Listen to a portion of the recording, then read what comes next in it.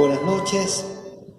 Iniciamos la segunda sesión de nuestro curso sobre el Génesis, conociendo un libro, la Biblia. En el nombre del Padre, y del Hijo, y del Espíritu Santo. Amén. Ven, Espíritu Santo, llena los corazones de tus fieles y enciende en ellos el fuego de tu amor. Envía, Señor, tu Espíritu y todas las cosas serán creadas y renovarás la faz de la tierra. En nombre del Padre, y del Hijo, y del Espíritu Santo. Amén. La primera sesión fue una sesión introductoria, pero no entramos directamente en el texto bíblico. Hoy día sí, vamos a entrar a estudiar los relatos de la creación. Vamos a ver el capítulo 1 y 2 del libro del Génesis. Recordemos que ya les anuncié en la sesión primera que en realidad hay dos relatos de la creación. Son dos relatos que se complementan, provienen de tradiciones distintas, pero que sin duda que conforman una unidad. El primer relato abarca todo el capítulo primero y el capítulo segundo hasta el versículo 4. Parte con estas palabras, las primeras palabras de la Biblia. En el principio creó Dios los cielos y la tierra. En el principio es el principio de todo lo que sigue después, es el principio del tiempo, y antes de este principio que había, antes la eternidad de Dios. En el principio creó Dios los cielos y la tierra. Con la expresión los cielos y la tierra, el autor sagrado está indicando todo lo existente. Todo lo existente proviene de Dios. También la tradición de la Iglesia ha visto en la expresión los cielos ese mundo invisible, espiritual, conformado por las criaturas angélicas, los ángeles. De hecho, los cielos no es lo mismo que el firmamento en este lugar, porque vamos a ver que poco después el relato va a hablar de la creación del firmamento. Por tanto, se ha visto en esta expresión los cielos también ese mundo espiritual, la creación invisible. Pero el texto del Génesis se va a centrar en la tierra. Acá enuncia los cielos y la tierra, pero a continuación desarrolla el curso de la creación de la tierra. Es un relato que, como sabemos, está encuadrado en el marco de una semana, 7 días, que va exponiendo un orden lógico de los seres creados. Pero lo mejor es que escuchemos el relato. Vamos a escuchar hasta los albores del día sexto de la creación. Pongamos atención. En el principio, Dios creó el cielo y la tierra. Sin embargo, en la tierra no había forma ni vida. Una gran oscuridad cubría el mar, y el Espíritu de Dios flotaba sobre las aguas. Entonces Dios dijo: «Que haya luz». Y hubo luz en la tierra. Viendo que la luz era buena, Dios la separó de la oscuridad, llamando a la luz día y a la oscuridad noche. Así pasó la noche, y ese fue el primer día.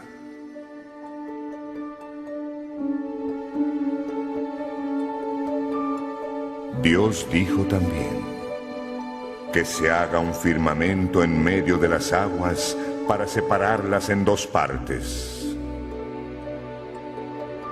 Y Dios hizo el firmamento separando las aguas que estaban debajo de él. De ese modo, Dios le dio al firmamento el nombre de cielo. La noche pasó y vino el amanecer. Ese fue el segundo día. Y Dios dijo también: que se junten las aguas debajo del cielo en un solo lugar y aparezca el suelo firme. Al suelo Dios lo llamó tierra, mientras que para la aglomeración de las aguas le dio el nombre de mar. Él se dio cuenta de que era buena. Dios dijo: que produzca la tierra vegetación, plantas para dar semillas y árboles que den frutas. Y así se hizo. La tierra produjo vegetación, plantas que dan semillas de su especie y árboles que dan fruto. Y Dios vio que era bueno. Pasó la noche y vino el amanecer. Ese fue el tercer día. Dios dijo: que hayan luces en el firmamento separando la noche del día, sirviendo de señal para marcar los días, los años y las estaciones. Esas luces brillarán en el cielo iluminando la tierra, y así se ha hecho. Dios hizo la luz mayor para gobernar el día, y la luz menor para gobernar la noche, e hizo también las estrellas. El Señor Dios fijó esas luces en el cielo para iluminar la tierra, para gobernar el día y la noche, separando la luz de la oscuridad. Y Dios vio que eso era bueno. Dios dijo: que el mar se llene de seres vivos y que en la tierra puedan haber seres que vuelen.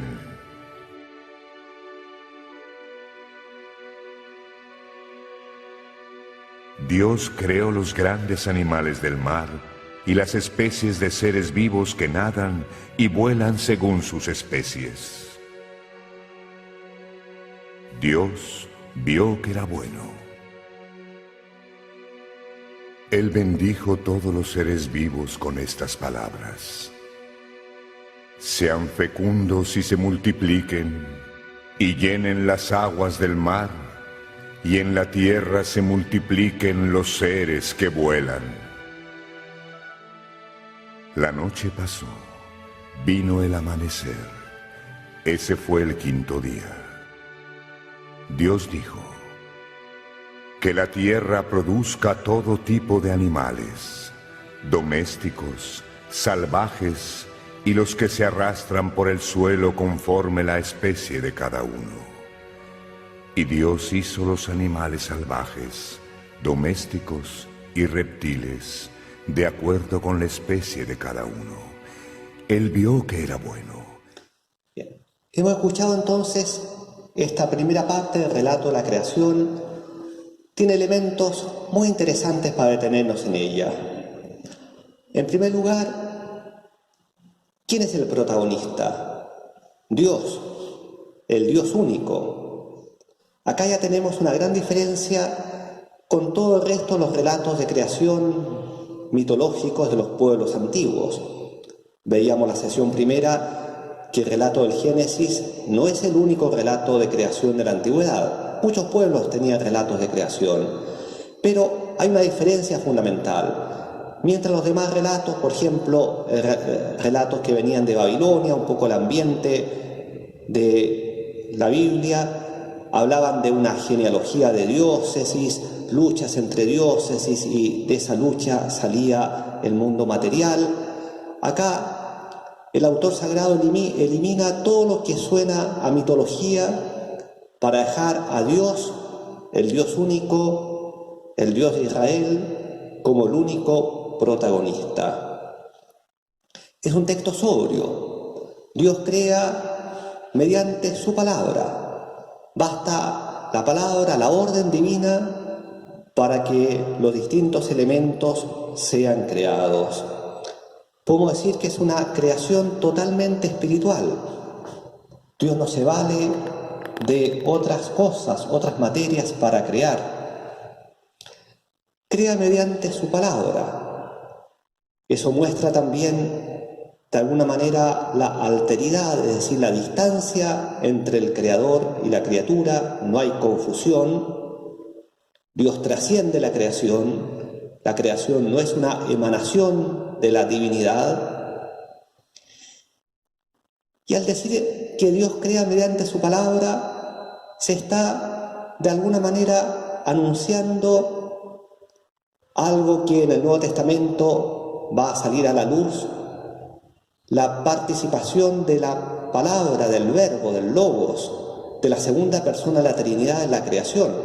El Evangelio de San Juan va a decir: en el principio era la palabra estaba junto a Dios, la palabra era Dios, todo fue hecho mediante la palabra. Y más tarde, la palabra se hizo carne y habitó entre nosotros. Eso todavía no está claro, evidentemente, en el relato del Génesis, pero ya se esboza y va a salir a la luz en el Nuevo Testamento. El verbo hebreo para expresar la acción creadora de Dios es el verbo bara, que es interesante porque es un verbo que en la Biblia solo aparece teniendo a Dios por sujeto y solo para aludir a una creación en la cual Dios no usa ninguna materia para crear.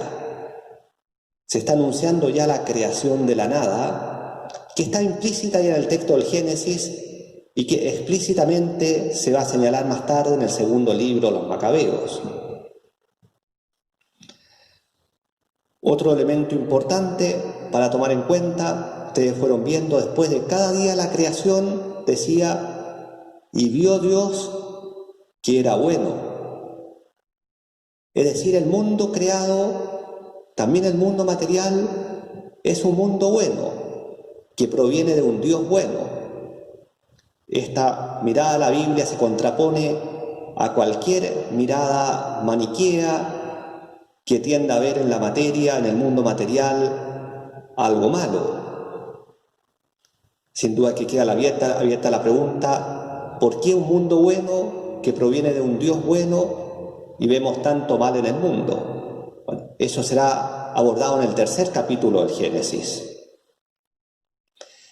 También otro detalle, si ustedes se fijaron, decía al comienzo del relato que el Espíritu de Dios se cernía sobre las aguas. Hay algunas traducciones que dicen el aliento de Dios, el viento de Dios. La palabra hebrea es ruaj. Pero se fijan como ya en esta primera página de la Biblia aparece Dios creador mediante su palabra y la presencia del Espíritu. Nosotros, cristianos que leemos el Antiguo Testamento a la luz del Nuevo Testamento, ya descubrimos cómo se esconde la Trinidad, que se va a hacer patente en el Nuevo. Recuerden lo que veíamos en la sesión anterior. El Nuevo Testamento está escondido en el Antiguo y todo lo antiguo será patente, luminoso en el Nuevo. Otro aspecto muy importante y que nos muestra la intención del autor sagrado es cuando explica la creación de las grandes luminarias. La luna para alumbrar la noche, el sol para iluminar el día, las estrellas del firmamento. Acá vemos con toda claridad este proceso de sacar todo lo mitológico, porque los pueblos antiguos con los cuales convivía el pueblo de Israel, la luna, el sol, las estrellas, tenían un carácter divino, influían en la vida de los hombres. En Babilonia era claro, ¿no? Babilonia es la cuna de la astrología antigua. Bueno, todo eso el autor sagrado nos está diciendo, todo es mentira. Son criaturas de Dios. Simplemente están al servicio del hombre, como decía el texto, para marcar los días, las estaciones, los tiempos. Eso en el mundo antiguo era un texto revolucionario, implicaba un giro radical. O sea, todas estas religiones paganas que divinizaban a los elementos de la naturaleza El autor sagrado nos está diciendo, no, son simples criaturas de Dios. Dios, el Dios único, es el creador. Y hay un elemento que no lo escuchamos, pero que solo voy a leer, es que en el sexto día viene la creación del hombre, eso merita que lo escuchemos aparte, pero el séptimo día es el descanso de Dios. Voy a leer lo que dice. Concluyéronse pues los cielos y la tierra y todo su aparato, y dio por concluida Dios en el séptimo día la labor que había hecho, y cesó en el día séptimo toda la labor que hiciera. Y bendijo Dios el día séptimo y lo santificó, porque en él cesó Dios de toda la obra creadora que Dios había hecho. El séptimo día, el descanso de Dios de la creación, ya se está anunciando el sábado, el día santo en Israel. No lo nombra explícitamente, pero ya el verbo descansar en hebreo se dice sabat, de donde vendrá el sábado. Y dice el texto que Dios bendijo ese día y lo santificó. Todo eso va a estar más claro en el Éxodo, cuando la primera tabla de la ley Dios da el mandato de santificar el sábado, de santificar el día del Señor. Entonces vemos que hay elementos muy valiosos para detenernos en esta primera página del libro del Génesis. Pasemos ahora al sexto día, el ser humano, cumbre de la creación. Escuchemos el relato. Y dijo Dios: hagamos al ser humano a nuestra imagen, conforme a nuestra semejanza.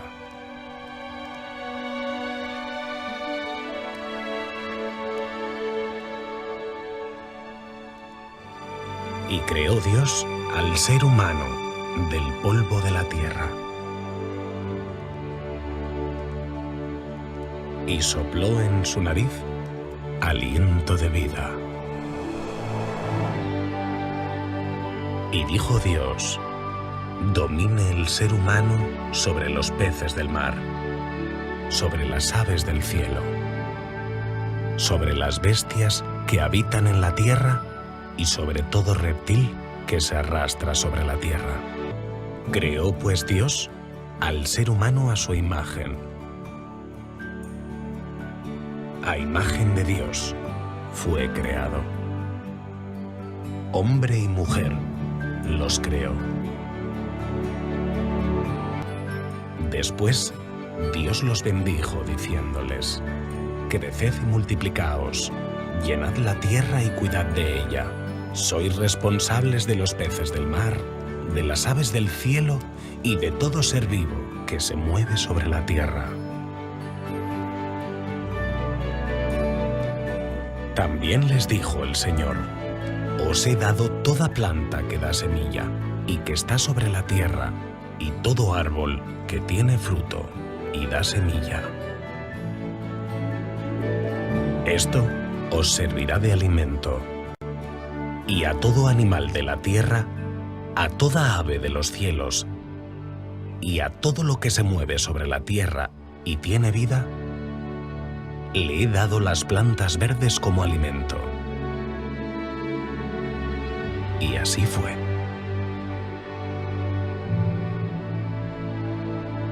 Entonces vio Dios todo lo que había hecho, y vio que era muy bueno. Y fue la tarde y la mañana del sexto día. Habiendo escuchado este relato, vamos a analizar algunos elementos muy valiosos que tienen mucha fuerza. En primer lugar, empieza el relato: hagamos al hombre a nuestra imagen y semejanza. Hay un cambio. Ese hagamos es una fórmula solemne. Nos indica que acá hay algo especial. Hagamos al ser humano a nuestra imagen y semejanza. Imagen y semejanza. Solo se dice al ser humano. Recién, el día anterior, Dios había creado los animales. No se dice de ellos que sean imagen de Dios. El ser humano sí. Hay algo nuevo, hay un plus, hay algo distintivo en el ser humano. Tiene algo de Dios. ¿Qué será esa imagen divina? El ser humano es la única criatura en el mundo visible que tiene esta capacidad de apertura al Creador, que puede dialogar con Dios, su Creador. En el ser humano hay algo de Dios, la inteligencia, la voluntad, sus facultades espirituales, la imagen divina. Y luego nos señala el texto que fue creado el ser humano, varón y mujer los creó, creado en esa diferenciación sexual.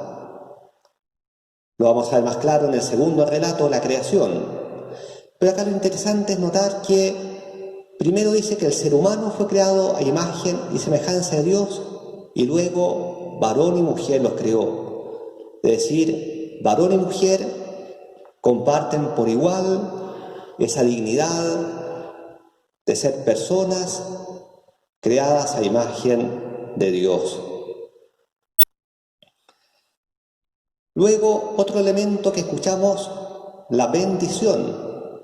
Dios bendice a esta primera pareja al paraíso, y la bendice ¿para qué? Para dos cosas. La primera, para la fecundidad, el mandato de dar vida, de propagar la especie, sed fecundos. Y luego, para otorgarle el dominio sobre el resto de la creación.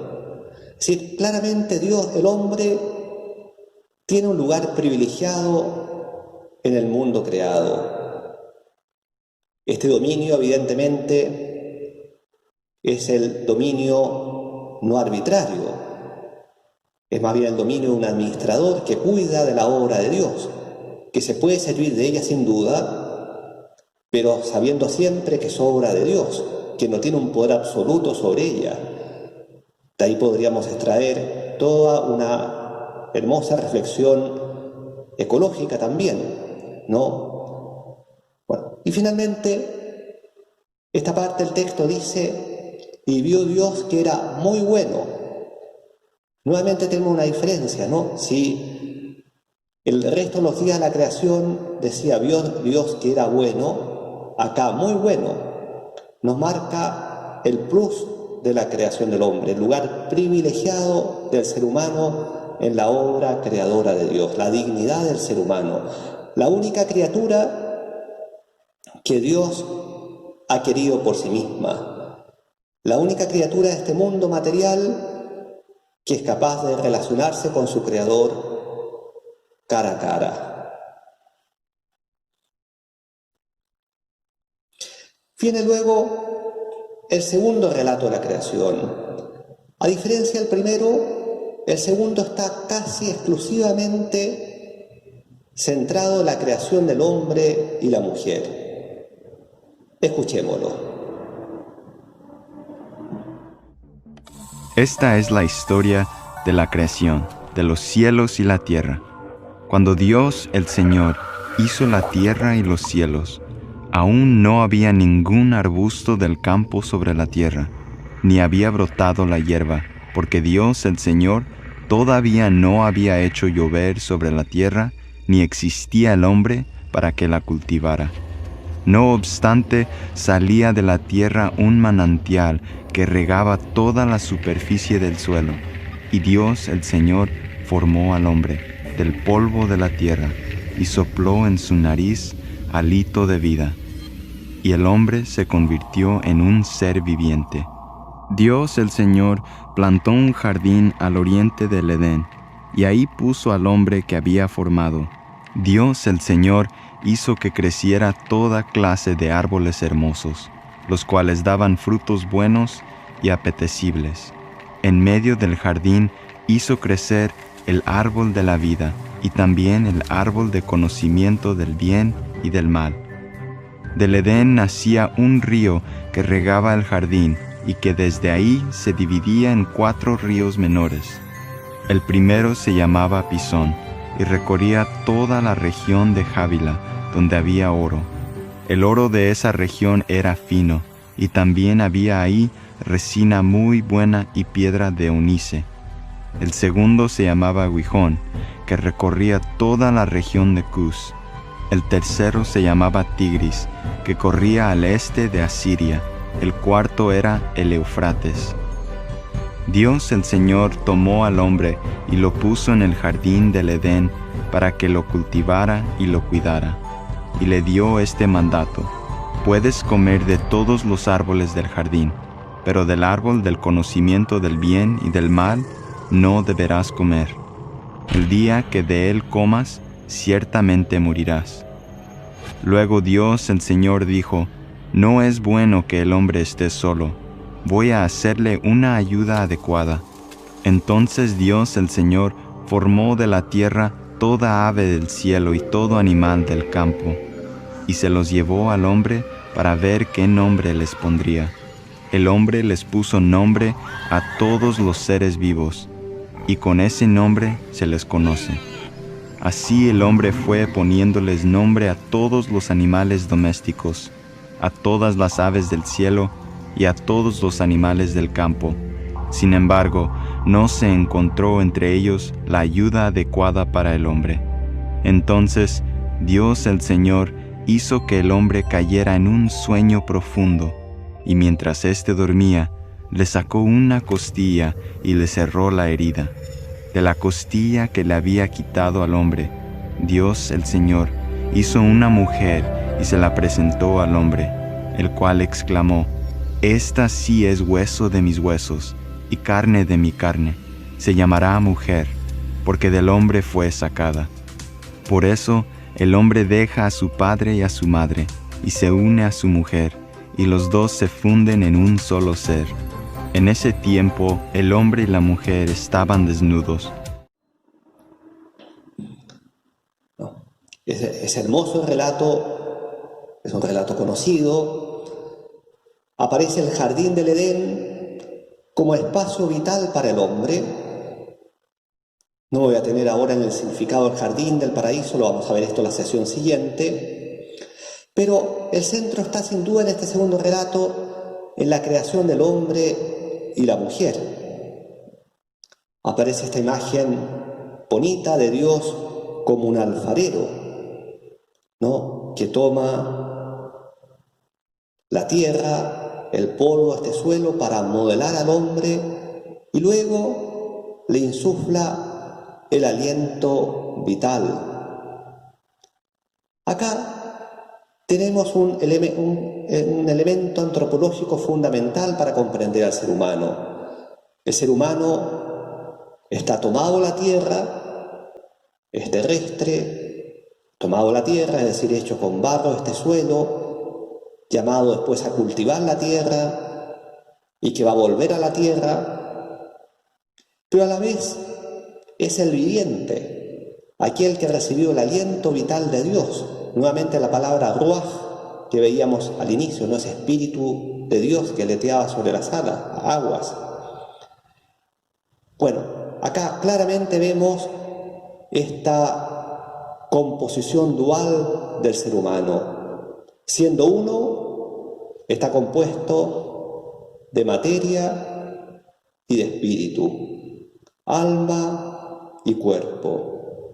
Algo a esta tierra, algo que le viene de Dios, terrestre y viviente.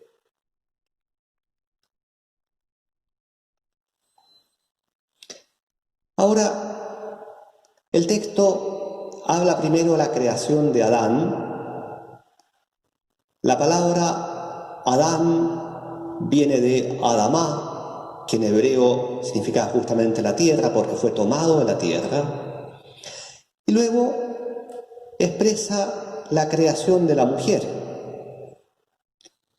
Dice el texto que Adán, el hombre, necesita una ayuda adecuada. Necesita una ayuda adecuada. Y señala que es creado de la costilla la mujer. ¿Qué significan estos términos? Sin duda son imágenes, símbolos, alegorías, pero quieren expresar un mensaje muy hermoso, muy valioso. Primero, una ayuda adecuada, es decir, Adán en su soledad necesita a alguien que le ayude, pero no cualquier ayuda. Esa ayuda adecuada, el término hebreo que utiliza el texto, indica que esa ayuda tiene que tener alguna semejanza con él y a la vez es alguien que tiene que estar frente a él, con quien pueda mirarse cara a cara, es decir, la dimensión del encuentro. Y luego dice que tomó una costilla de Adán e hizo a la mujer. ¿Y cuál fue la exclamación de Adán? Fue una exclamación de júbilo, de alegría. Esta sí que es hueso de mis huesos, carne de mi carne. Bueno, son todas expresiones que indican que el varón y la mujer tienen la misma sustancia, pertenecen a la misma naturaleza. Y esto es muy importante para resaltar la dignidad también de la mujer. La mujer no es un ser inferior de una raza distinta, sino es hueso de mis huesos, carne de mi carne, como dice Adán, de la misma sustancia. Ya veíamos en el primer relato recién cómo ambos comparten esa dignidad de ser imagen y semejanza de Dios. Ahí sí, Adán ha encontrado una ayuda semejante, ¿no? Alguien que es de su misma naturaleza, con quien puede entrar en comunión, con quien puede vivir verdaderamente un encuentro.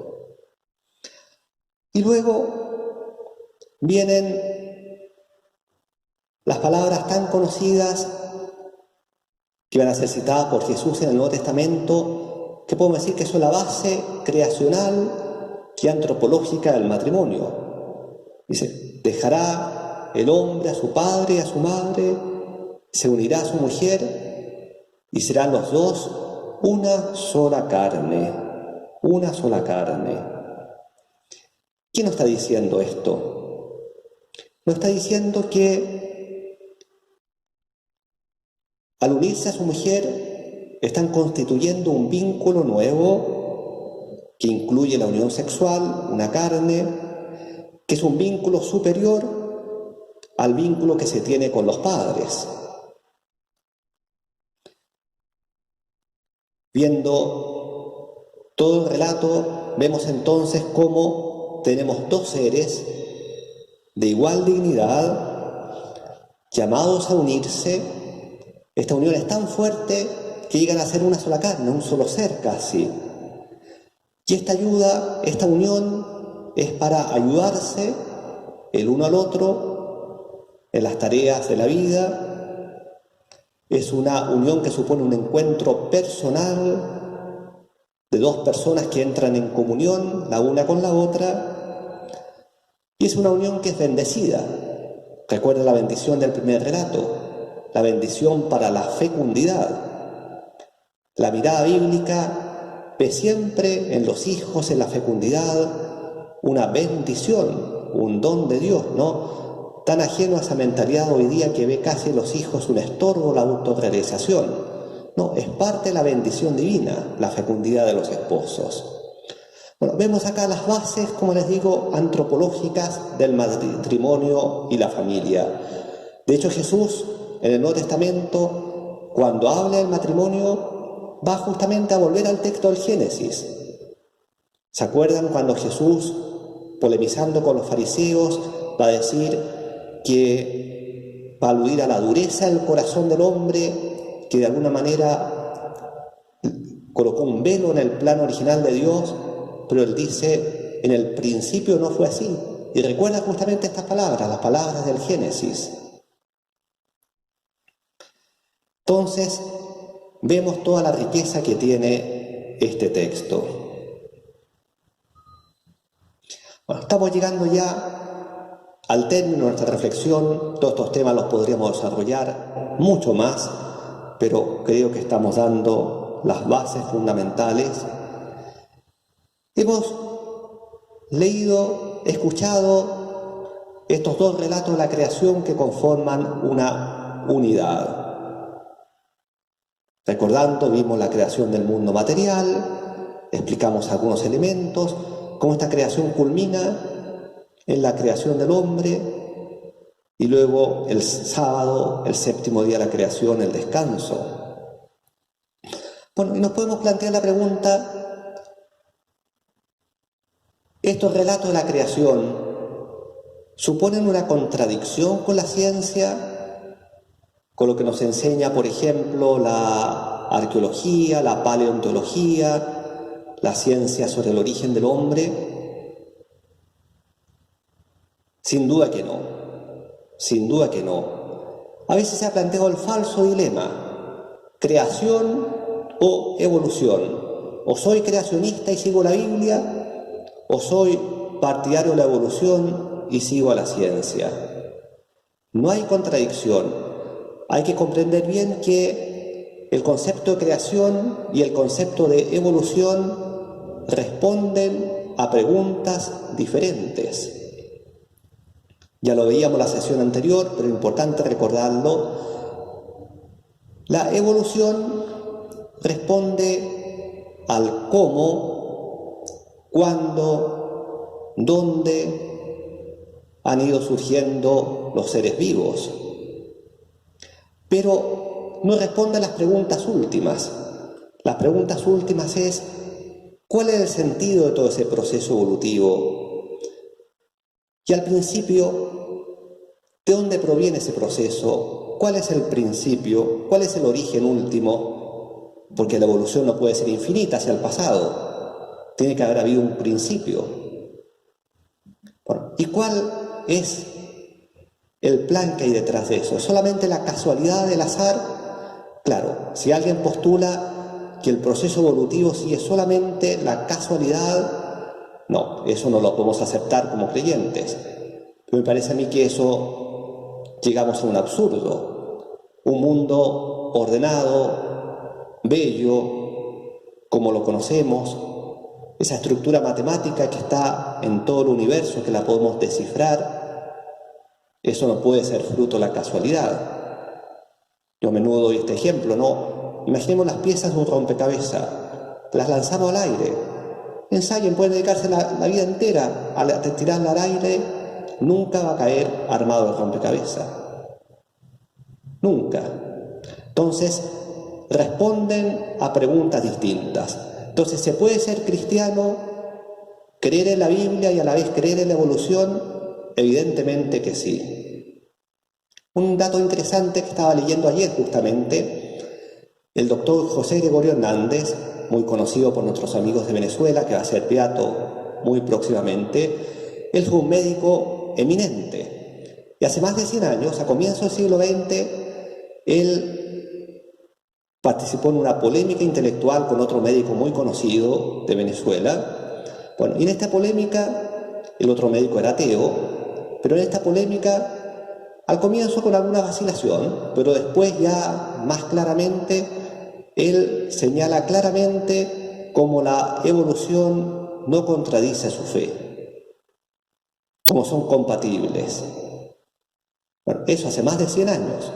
Bueno, con cuánta mayor razón hoy día nosotros lo podemos afirmar. O sea, podemos ser creyentes, creemos en la Biblia, recordemos lo que veíamos en la primera sesión. ¿Cuál es la verdad de la Biblia? La verdad para nuestra salvación. Esa verdad Dios la presenta en un envoltorio de acuerdo a lo que el hombre podía comprender en la época. Entonces, el envoltorio cosmológico los 6 días de la creación, por ejemplo, cómo fueron surgiendo primero unos seres y después otros. Bueno, muchas de esas cosas tienen su lógica, sin duda, pero es un envoltorio. Lo importante es el mensaje que se quiere transmitir. Y el mensaje es el que hemos visto. Dios, el Dios único, es el único creador. De Él proviene todo. Todas las cosas son creadas, incluso los astros. La creación visible, el ser humano la cumbre, la imagen divina, la misma dignidad del varón y la mujer, la base antropológica del matrimonio, de la familia, la fecundidad.